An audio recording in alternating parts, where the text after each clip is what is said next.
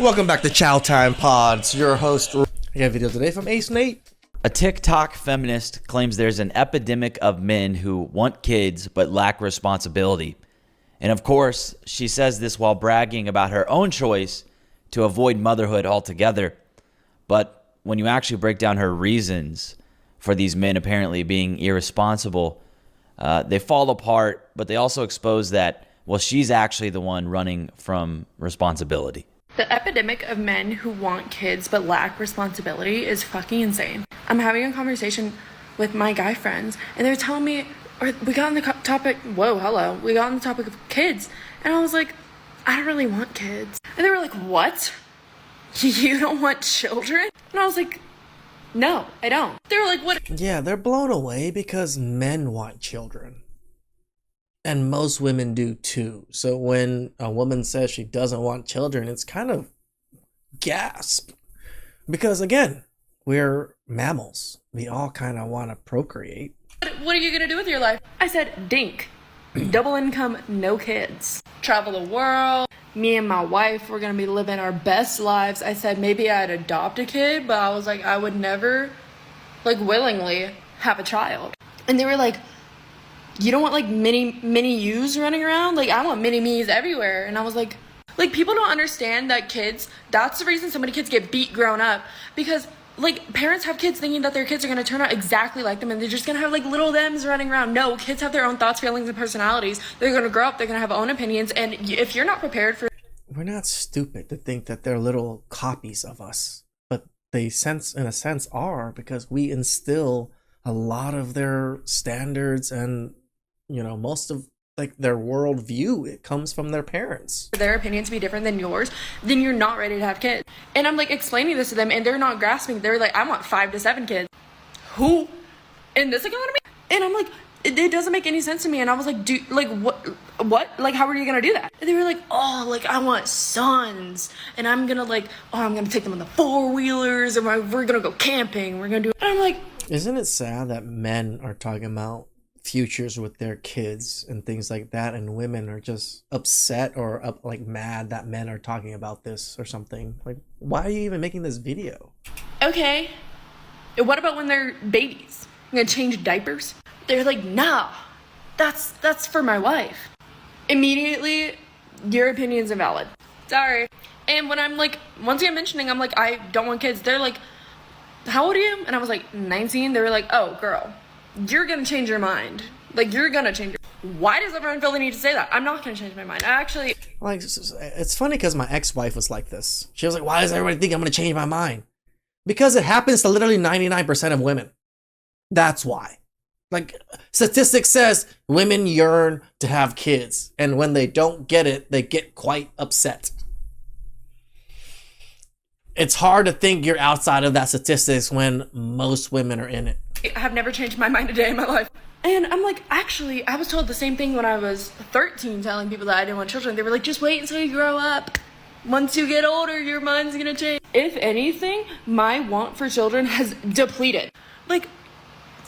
I'm sitting there and I'm like, yeah, I think I would want a kid if I was a dad. But as a mother, no. So she starts the clip off claiming there's an epidemic of men who want kids but lack the responsibility. We don't want the responsibility of taking care of the babies, but we still take care of the bills. To do so. And then she goes on to describe what I kind of boiled down to be about 4 reasons why she believes that, based off of a conversation that she had with her friends. And the thing is, none of them hold up. So first she says that men treat kids like they're clones, basically. But the reality is, men want to pass down values, skills, and a legacy. I worked hard for this money and skills and knowledge that I've acquired. I would love to pass it down to someone that I care for, that has my blood, that can keep things going. Is there anything wrong with that? No, not really. Some people want it, some people don't. Legacy. There's nothing wrong with that. That's not what causes men to beat their kids. What the fuck? Abuse doesn't come from dads wanting to guide their children. Tell you the truth, the higher level of abuse when it comes to children is definitely women. We see in the statistics when it comes to elderly and children, women are much higher rates of abuse. Abuse is going to come from men who have poor morals and, likely a criminal record. Hey, Sounds like all the more reason for these women to shape up in their choosing of a father for their kids. If she actually thinks wanting to shape your children's future is abuse, I mean, that says more about her worldview than about men's intentions. She also says that men want more kids than they can afford. But historically, big families were the backbone of thriving civilizations. Declining birth rates, however, are actually a sign of collapse. Building large families has always required a lot of sacrifice. it does. And the guys who want that are at least pointing in the right direction. I mean, I look at my family, and then we're a pretty good example. My family's birth rate is like 3. Each one of my aunts and almost all my cousins have at least 3 kids. My dad has 3 kids. My oldest aunt only has 2. My second aunt also had a few, but also there's also kids that died in the war. So it's hard for me to know because I don't know those cousins that passed away because I was too young for that. So my 4th aunt has 3 kids. My 5th aunt has 3 kids. My uncle has like 8 kids. So yeah, everyone in my family and all my cousins have like 2-3 kids each. So our family's keeping America alive. She really has no ground to stand on to speak of responsibility. Considering like she just wants to opt out of motherhood altogether, which of course requires 0 sacrifice. Third, she says men only imagine the fun parts of being a parent. Well, that's the parts we're gonna tell you and talk about. Why would we talk about the I can't wait to change diapers. Oh, I can't wait to wake up and take care of him when he's crying at 2 a.m. Why would we talk about that? Of course they do. That's how dreams work. Nobody fantasizes about changing diapers. But that doesn't mean, they won't do it. Yeah. And historically, men have shouldered the burden of providing and protecting and leading families. They don't need to be dreaming about changing diapers, woman. If he's dreaming about changing diapers, he's probably not the most successful man. They don't need to be dreaming about that to know that they'll handle the hard work of other things. Damn right we will. Meanwhile, her fantasy is what? Traveling? Like so many of these modern women are, they're very obsessed with. The whole dink lifestyle. So many women want that. They want the dual income, no kids. But tell the truth, a lot of them don't even want the dual income part. They just want the man's income. Traveling, because clearly they're running from something. They all want to live their best life. If we're measuring responsibility by fantasies, hers is far worse, clearly. And then finally she says, men will pawn off the hard work on women in reference to the changing of the diapers. Division of labor isn't irresponsibility at all. That would be tradition. For most of history, mothers handled infants and fathers handled provision. I always say it, law of least resistance. Put people that are good at their job. Child rearing, child care, women are damn good at it. They should be doing that. Making money, hard, laborious jobs, men are good at. Let them do that. That's basics. But she sees the world through gender equality, and that's her fucking problem. Yep. Gender roles, well, that's reality. What is irresponsible, though, is pretending that gender roles don't exist and then mocking men for wanting to follow them. Rejecting motherhood entirely is the ultimate way of dodging responsibility. As a woman, it's clear she's the irresponsible one.